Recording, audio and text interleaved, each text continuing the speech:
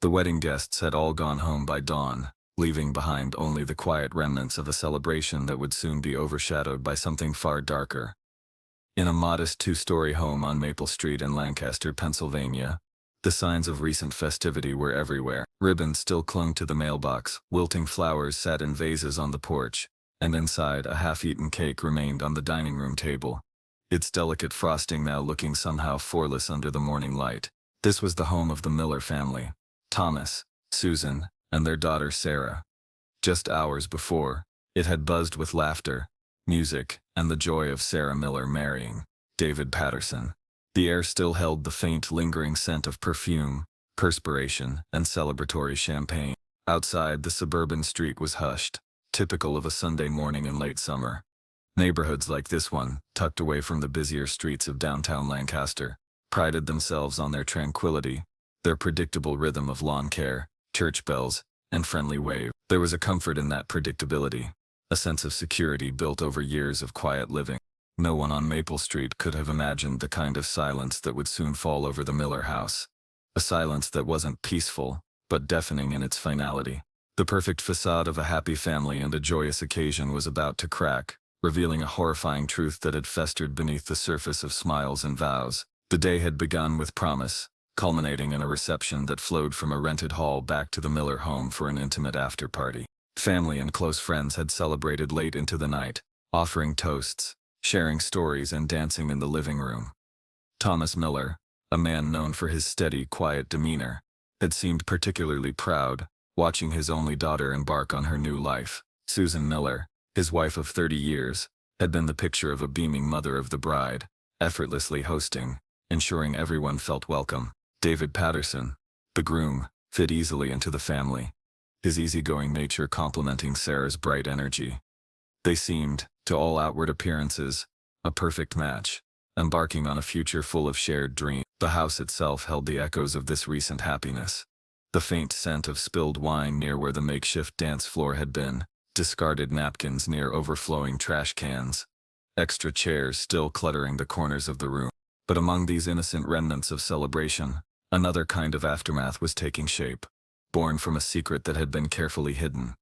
A secret that had chosen this night, this most inappropriate of nights, to explode into the open with catastrophic force. The hour was late when the last of the wedding guests finally departed, leaving only the core family unit, Thomas, Susan, Sarah, and her new husband David, alone in the quiet house. The initial exhaustion of the long day began to set in, but the emotions of the wedding day lingered, a mix of elation, relief, and perhaps for some, an underlying tension that had yet to fully surface. The future stretched ahead, seemingly bright and full of possibility, anchored by the love and commitment celebrated just hours before. But within the walls of the Miller home, the carefully constructed reality was fragile, built upon a foundation of deceit. The quiet morning light filtering through the windows illuminated not just the mess of a party concluded, but also cast long shadows that hinted at the darkness that had transpired in the hours between the departure of the last guest and the arrival of dawn. Something fundamentally and irreparably broken lay hidden within the heart of this seemingly ordinary home, a devastating conclusion to a story that began with wedding vows. The transition from collective joy to individual turmoil happened quietly, almost imperceptibly at first, shrouded by the exhaustion and disarray of the post-reception hours.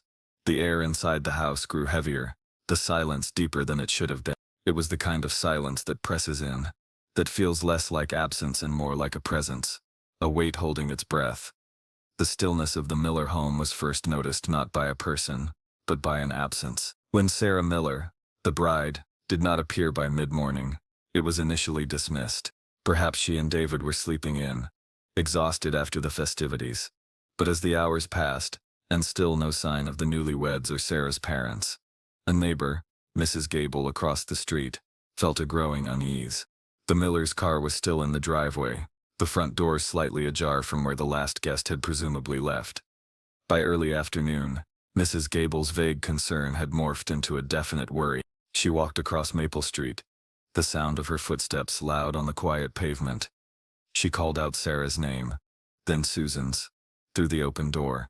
Silence. She pushed the door open further and stepped inside. The scene was exactly as the last guests had left it, save for the intensifying silence. The scent of stale party air, but something else too, something metallic and wrong. She called out again, her voice trembling slightly. No answer. Moving cautiously through the disheveled living room and dining area, she felt an increasing sense of dread. The house felt cold, empty, despite the lingering signs of life. She reached the foot of the stairs and called up. Still nothing. It was on the landing, halfway up the staircase, that she saw it. A smear on the carpet, dark and viscous. Her breath hitched. Following her gaze, she saw the door to the master bedroom was partially open. Hesitantly, she pushed it wider. The room was in disarray, unlike the careful order Mrs. Miller always kept. And then she saw her.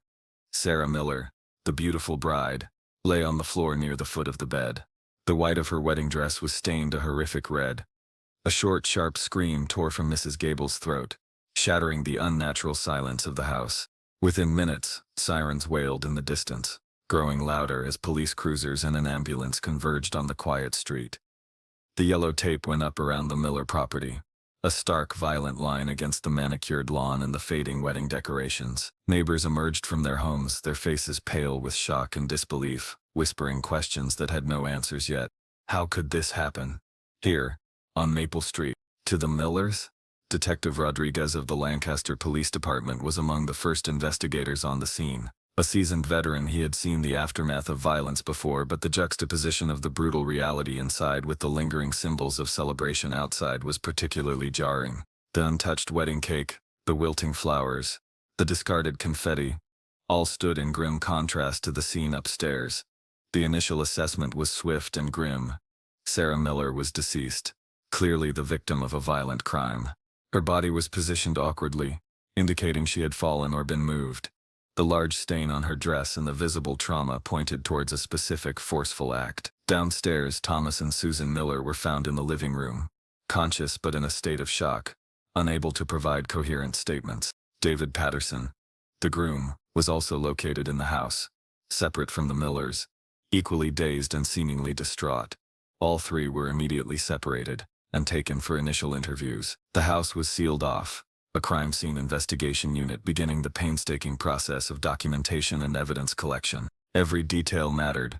The position of furniture, the presence of specific objects, the patterns of stains, the temperature of the room.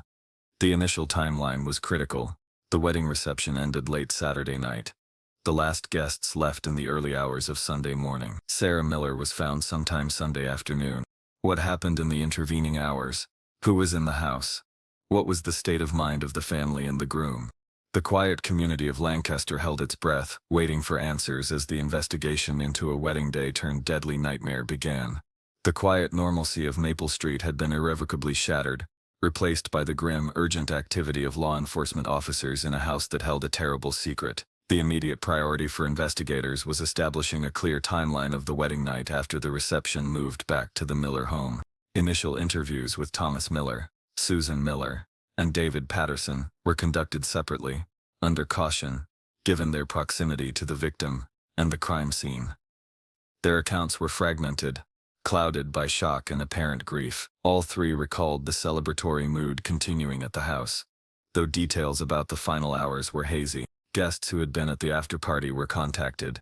Their statements painted a picture of a lively, albeit winding down gathering. Most left between one hug. No one reported any significant arguments or disturbances among the core family members or the groom during the party itself. However, a few guests recalled a subtle tension in the air as the night wore on, particularly between Susan Miller and her daughter Sarah. One bridesmaid who asked not to be identified mentioned seeing Susan and David talking closely at one point, which struck her as slightly odd, but she dismissed it at the time as congratulatory conversation. Another guest recalled seeing Sarah look upset briefly after checking her phone, but she quickly composed herself. These were minor observations at the time, easily overlooked amidst the celebratory chaos. Investigators began to piece together the movements of Thomas, Susan, Sarah, and David in the critical hours after the last guest left. According to their initial separate statements, the four of them remained in the living room briefly, cleaning up some of the party mess. Then, they each claimed to have gone to bed in different parts of the house. Thomas said he went to the master bedroom. Susan stated she went to a guest room downstairs feeling unwell. David claimed he went to the bedroom he and Sarah were supposed to share upstairs, but said he didn't see Sarah again after they briefly cleaned up downstairs. These accounts already contained inconsistency. Where was Sarah supposed to sleep that night? Her own bedroom, or the one with David? Why would Susan sleep downstairs, particularly on her daughter's wedding night? Why did David claim not to have seen his new wife after tidying up? These discrepancies immediately raised red flags for Detective Rodriguez and his team. The physical evidence from the crime scene began arriving at the lab, providing a silent, objective counterpoint to the subjective and conflicting statements. Initial reports confirmed Sarah Miller died from blunt force trauma to the head. The weapon, while not immediately obvious from the scene description, was believed to be something heavy and handheld.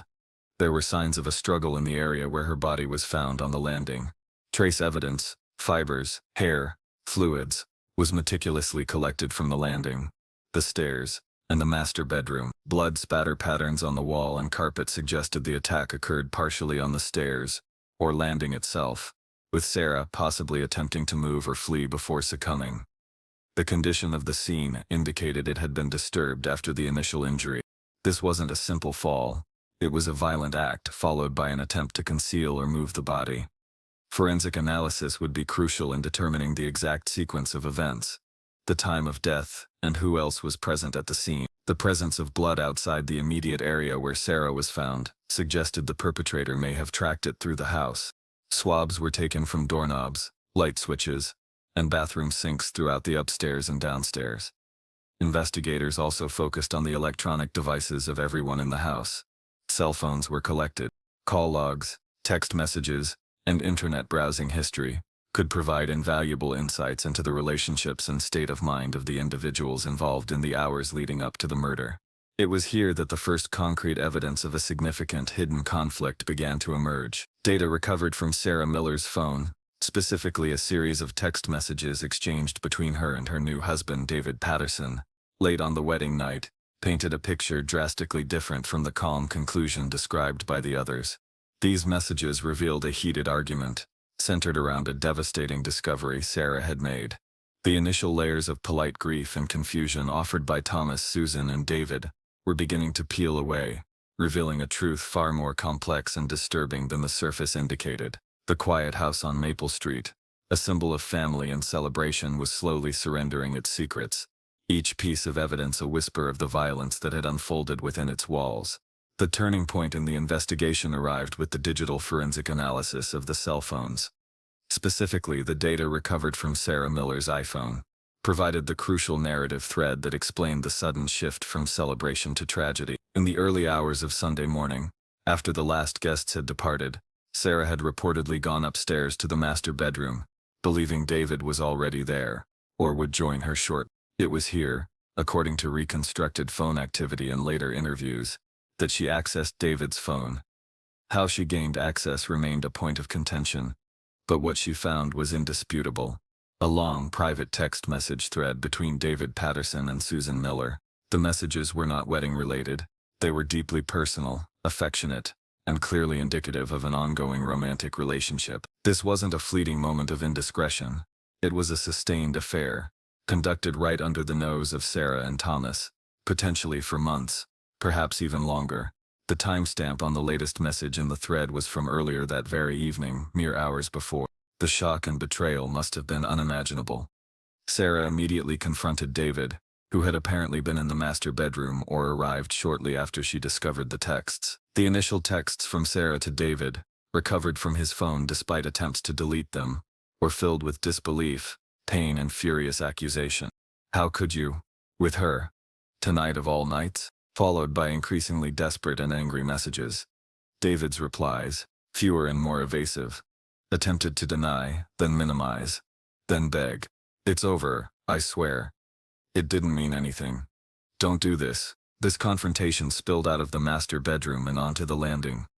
Susan Miller, alerted by the raised voices, came upstairs from wherever she had been. Thomas Miller's location at this exact moment was less clear from initial statements, but evidence would later place him nearby. The scene on the landing became a terrifying tableau: a newlywed bride heartbroken and enraged, a groom caught in his betrayal, and a mother confronted with the devastating exposure of her secret affair with her daughter's husband. On her daughter's wedding night, the argument escalated rapidly. Voices were heard by neighbors who were still awake, though they couldn't make out the words. Just loud, distressed yelling coming from the Miller house around 3. This placed the critical confrontation squarely in the time frame after the last guests left and before the discovery of Sarah's body. The emotional violence of this confrontation quickly turned physical. Exactly how it began remained debated, but forensic evidence later confirmed a violent struggle took place on the landing. Blood spatter patterns indicated Sarah was standing when the initial blows were struck. Defensive wounds on her arms and hands suggested she attempted to protect herself. The sheer force required to inflict the fatal injuries ruled out an accidental fall. This was a deliberate, violent attack. The discovery of the affair between mother and groom provided the explosive motive. The question then became, who delivered the fatal blow? Was it David, in a panic, attempting to silence Sarah and prevent the exposure of his secret? Was it Susan, desperate to keep her affair hidden, or perhaps in a moment of deranged possessiveness or fear? Or was it Thomas, the quiet, seemingly stable father and husband, who walked into this scene of unimaginable betrayal involving his wife, his new son-in-law, and his beloved daughter? The forensic evidence, meticulously collected and analyzed, held the key to answering this question, moving the investigation beyond conflicting personal accounts and into the realm of objective fact. The chaotic scene on the landing spoke of intense violence and despair, a horrifying culmination of a hidden relationship brought to light at the worst possible moment. The wedding dress, once a symbol of hope and new beginnings, was now a tragic shroud, soaked in blood, marking the site where a family's deepest secrets erupted with deadly force. The quiet house on Maple Street, usually a haven, had become a stage for a devastating personal drama, the echoes of which would haunt the community for years to come. The timeline was shrinking, focusing investigators' attention on the minutes immediately following the explosive confrontation on the stairs. Every piece of physical evidence became crucial, a silent witness to the horrifying events that transpired. Forensic analysis delivered its cold, objective truth, starkly contrasting with the emotional chaos of the human drama. Blood spatter patterns on the wall of the landing indicated the point of impact was low, suggesting Sarah was possibly falling or on her knees when struck. Analysis of the blood revealed it was Sarah Miller's. Crucially, trace blood evidence was found on the banister, consistent with a handprint, though it was smeared. Further analysis of the area revealed minute fabric fibers embedded in the carpet near the bloodstain. These fibers were later matched to a specific bathrobe found in the master bathroom, a bathrobe belonging to Thomas Miller. Bloodstains, some smudged, others clearer, were also found on the cuffs and lower hem of this bathrobe, and also on a pair of Thomas Miller's slippers located near the master bedroom doorway. DNA analysis of the blood on the bathrobe and slippers confirmed it was Sarah's. This was the first significant piece of physical evidence directly linking Thomas Miller to the immediate vicinity of the attack and to Sarah's blood. The murder weapon was identified during a subsequent, more thorough search of the house, tucked away in a closet near the master bedroom. Partially wrapped in a plastic bag was a heavy, antique brass candlestick that had been a decorative item on a table in the upstairs hallway. Forensic examination of the candlestick revealed Sarah Miller's blood and hair fibers. More critically, faint, partial fingerprints were lifted from the base of the candlestick, fingerprints that matched Thomas Miller. The condition of the candlestick and its location suggested an attempt to conceal it. Ballistics, though not applicable here, or rather impact analysis, determined the candlestick was consistent with the type of blunt force trauma Sarah sustained. The sequence of events began to solidify. Sarah confronts David and Susan on the landing after finding the texts. An explosive argument ensues. In the midst of this, or perhaps immediately after Thomas arrives on the scene, violence erupts. The forensic evidence suggested Sarah was struck on the landing near the top of the stairs. The presence of her blood and Thomas's fingerprints on the suspected weapon, combined with her blood found on his bathrobe and slippers near his bedroom, pointed strongly to Thomas Miller as the assailant. The struggle indicated Sarah fought back, perhaps grappling for the weapon, or trying to escape down the stairs. The final position of her body on the landing suggested she collapsed there, or was moved slightly after the attack. The trace evidence on the banister could indicate the perpetrator's hands steadying themselves, or Sarah's as she fell. The discovery of Thomas's belongings with Sarah's blood near the master bedroom, separate from where Sarah's body was ultimately found, raised questions about the immediate aftermath of the attack. Was he wearing the bathrobe and slippers during the attack? Or did he change afterward, transferring blood? The presence of blood on the bathrobe and slippers was consistent with someone involved in the violent event, and then moving around upstairs. Meanwhile, analysis of David Patterson's clothing and Susan Miller's clothing from that night yielded limited evidence linking them directly to the physical assault area, or Sarah's blood, beyond minimal transfer that could be expected from being in the vicinity. This did not exonerate them entirely, but the primary forensic evidence, particularly the fingerprints on the murder weapon and the blood on Thomas's belongings, created a compelling case pointing towards Thomas Miller as the individual who inflicted the fatal injuries. The narrative derived from the forensic findings was grim, a man driven to sudden, extreme violence by the catastrophic unraveling of his family on the most significant day of his daughter's life. The quiet, unassuming father was now directly linked to the brutal murder of his own child. The midpoint of the investigation had arrived, presenting a shocking reveal that defied the initial perception of Thomas Miller. This wasn't a case of a stranger breaking into the home, or a crime stemming solely from the illicit affair between the mother and the groom. It was a family unit imploding from within, with the father emerging as the figure holding the murder weapon. The tranquil facade of the Miller family had been shattered, replaced by the cold, hard facts of forensic science, pointing an undeniable finger of accusation.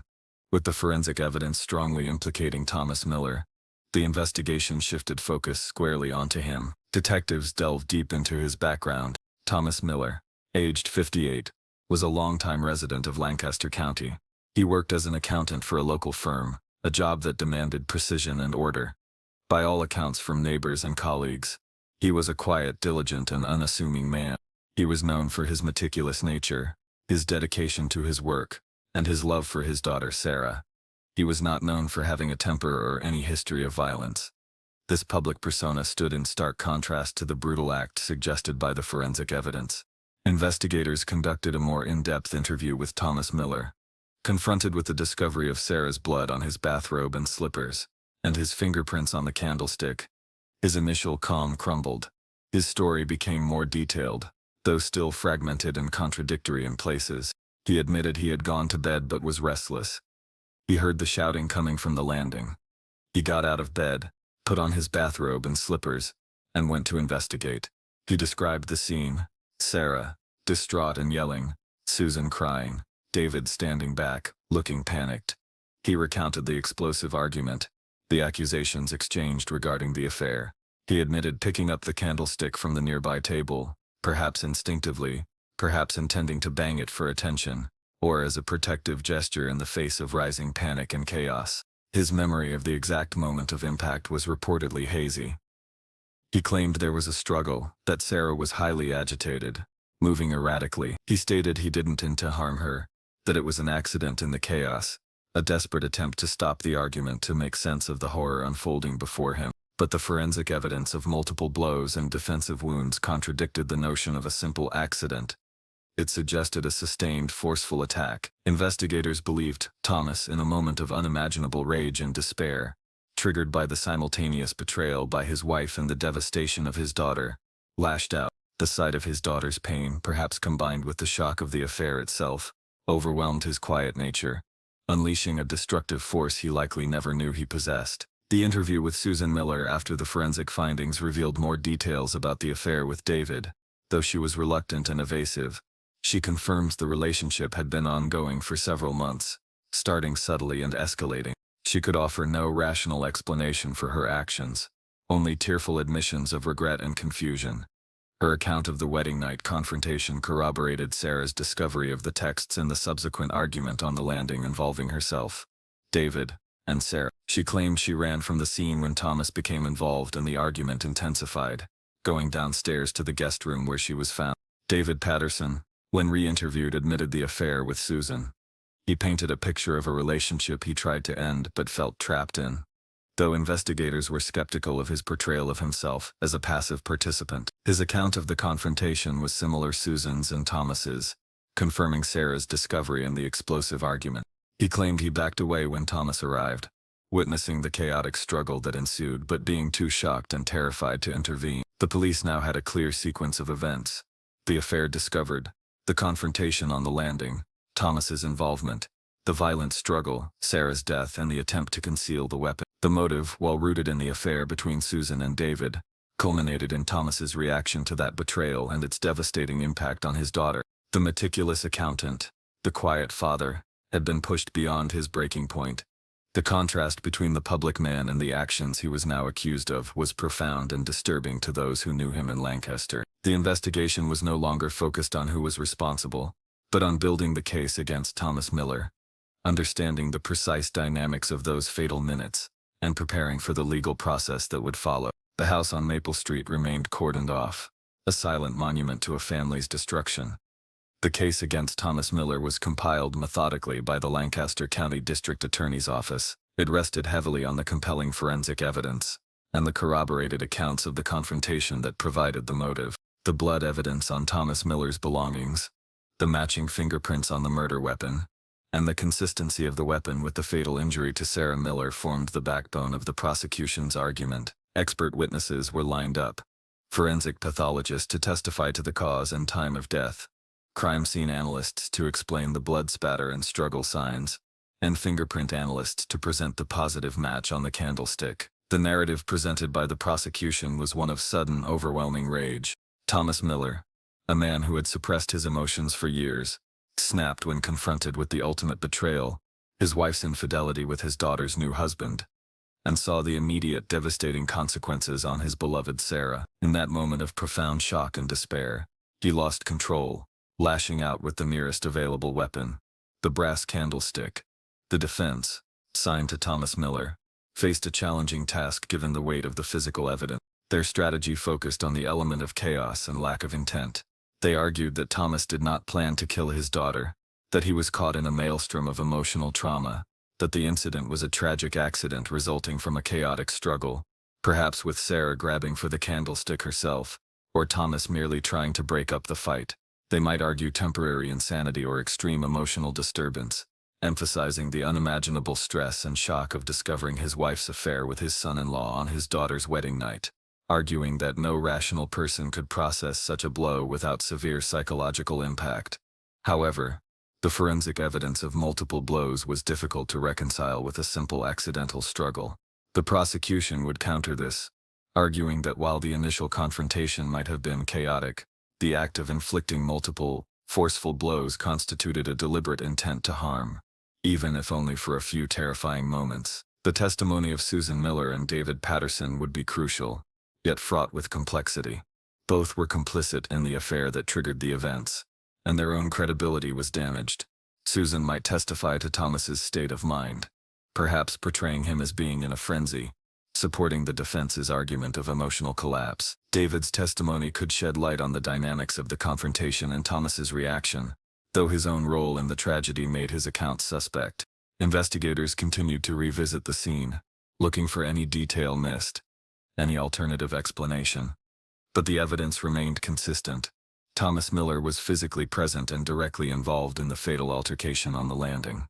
The quiet house on Maple Street, once filled with life and celebration, became the silent center of a legal battle, its layout and features described and debated in court, every angle and corner holding potential significance as attorneys attempted to reconstruct the horrifying events of that night. The contrast between the idyllic life the Millers had projected and the brutal reality now being laid bare for the legal system and the public was profound. The trial of Thomas Miller for the murder of his daughter, Sarah Miller, became the somber focus of Lancaster County. The courtroom proceedings, stripped of the emotional raw edge of the initial discovery, presented the tragedy through the formal language of legal process and forensic findings. Thomas Miller, looking gaunt and profoundly altered from the quiet, ordinary man people remembered, sat beside his defense attorney, largely silent throughout the proceedings. The prosecution meticulously presented its case, starting with the discovery of Sarah's body amidst the remnants of her wedding celebration in the family home on Maple Street. Crime scene photos, stark and graphic, were shown, detailing the horror of the scene, the blood-stained wedding dress, the signs of struggle on the landing.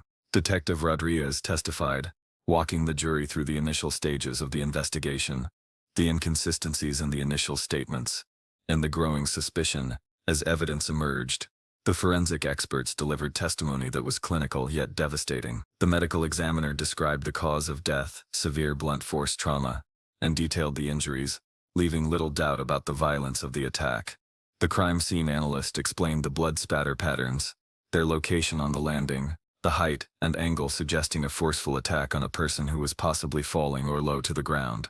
The fingerprint analyst confirmed the positive match between the partial prints on the brass candlestick and Thomas Miller, stating the likelihood of such a match occurring randomly was astronomically low. The prosecution then called Susan Miller to the stand. Her testimony was painful and hesitant. Under questioning, she tearfully admitted to the affair with David Patterson, detailing how it began and continued. She described the confrontation on the landing, her daughter's anguish, David's panic, and her husband's sudden appearance and explosive reaction. She recounted seeing Thomas pick up the candlestick, the argument escalating further, and then her fleeing downstairs when the physical struggle began. She painted a picture of a man, utterly consumed by a sudden violent rage he had never displayed before. Her testimony, while potentially self-serving and downplaying her own role in creating the catastrophe, corroborated the sequence of events leading up to the fatal attack. David Patterson also testified, confirming the affair and the confrontation. His account of Thomas's actions was similar to Susan's, a sudden, violent lashing out after witnessing the scene. Both Susan and David were subjected to intense cross-examination by the defense, who sought to portray them as unreliable witnesses, focusing on their deceit and betrayal as the root cause of the tragedy, and suggesting they might have had a greater role in the actual physical altercation than they admitted. The defense presented its argument of temporary insanity or extreme emotional disturbance. They called a psychologist who testified about the potential psychological impact of discovering such a profound betrayal and seeing one's child in such distress, arguing it could trigger a dissociative state or a break from reality. They argued that Thomas, in his normal state, was incapable of such violence, and that this was a momentary loss of control brought on by unbearable stress and shock. Thomas Miller himself did not testify, a common defense strategy to avoid cross-examination. The defense relied on his character witnesses, neighbors and colleagues, who described him as gentle, quiet, and devoted to Sarah, highlighting the incongruity between his character and the crime. The closing argument summarized the two opposing narratives, the prosecution arguing for a clear case of murder fueled by rage and despair, supported by irrefutable forensic evidence, the defense arguing for a tragedy born of uncontrollable emotional collapse, emphasizing the extenuating circumstances of the betrayal. The weight of the forensic evidence, however, remained the most powerful force in the courtroom, a silent, objective account of the violence that had ended a life and shattered a family on a wedding night in Lancaster. After days of testimony and the presentation of evidence, the fate of Thomas Miller rested with the jury. They had heard the conflicting accounts, examined the clinical details of the forensics, and witnessed the profound human cost laid bare in the courtroom. The deliberation process was described as intense, the jury grappling with the horror of the act and the tragedy of the circumstances that precipitated it. They considered the evidence meticulously, the blood spatter patterns, the location of the body, the fingerprints on the candlestick, the matching blood on Thomas Miller's personal items. They weighed the testimony of Susan Miller and David Patterson, acknowledging their compromised credibility but also the corroboration their accounts provided regarding the confrontation and Thomas's presence in action. They considered the defense's arguments about Thomas's character, the sudden shock of the discovery, and the potential for extreme emotional disturbance.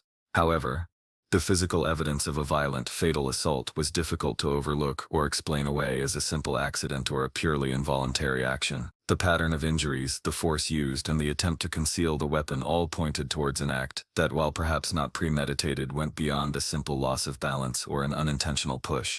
After deliberating for 2 days, the jury returned its verdict: guilty. Thomas Miller was found guilty of the murder of his daughter Sarah Miller. The courtroom was silent as the verdict was read, a collective exhale of sorrow and grim finality. Thomas Miller showed little outward reaction, his face a mask of weary despair that seemed to have settled upon him since the day of the discovery. Susan Miller, seated in the gallery separate from Thomas's family, wept quietly. David Patterson remained stoic. The sentencing hearing followed weeks later. The prosecution argued for a significant prison sentence, emphasizing the brutal nature of the crime and the life cut short.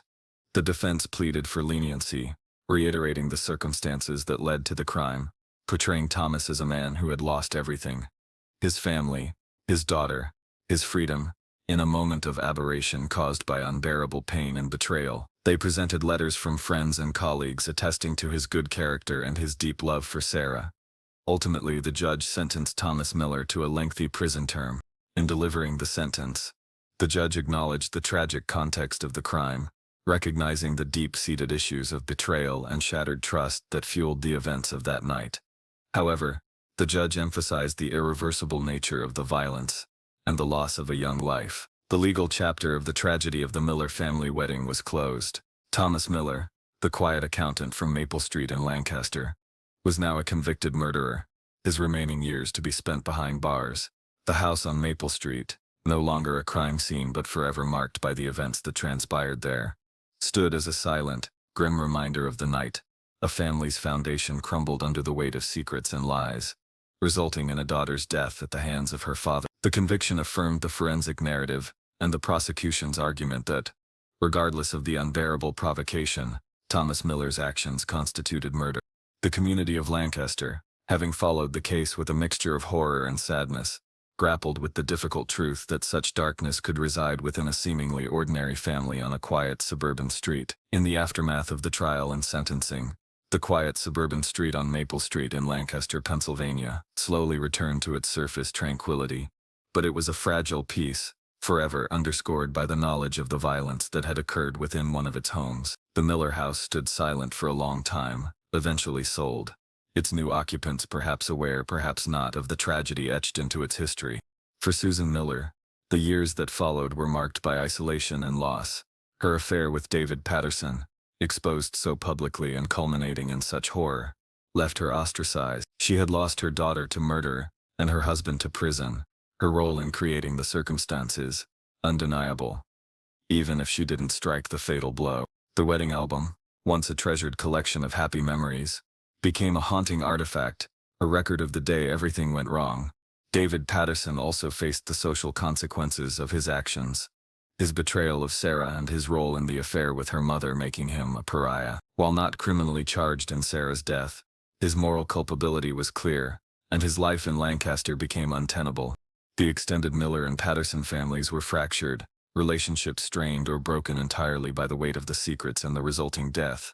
The community itself grappled with the story, a stark reminder that even in seemingly peaceful places, devastating secrets could fester and erupt with terrible force. The image of Sarah Miller, the beautiful bride in her white dress, was forever linked in the public consciousness of Lancaster to the blood-stained scene on the landing of her family home. Her death, a direct consequence of the illicit relationship between her mother and her new husband, served as a grim testament to the destructive power of betrayal and deceit within the most intimate of human relationships. The story of the wedding on Maple Street was not just a police case or a court trial. It was a human tragedy of immense proportions, a cautionary tale whispered in hushed tones. The quiet predictability of life in Lancaster was shown to be vulnerable, capable of being shattered by the very people who were supposed to cherish and protect one another. The empty space left by Sarah's absence was vast, felt most acutely by those who loved her, but casting a long, cold shadow over the community that witnessed her joyous wedding day turn into a nightmare of murder. The house on Maple Street, once a symbol of family life, became a permanent landmark of loss, a silent monument to the terrible cost of hidden truths brought violently into the light on what was meant to be the happiest day of a daughter's life.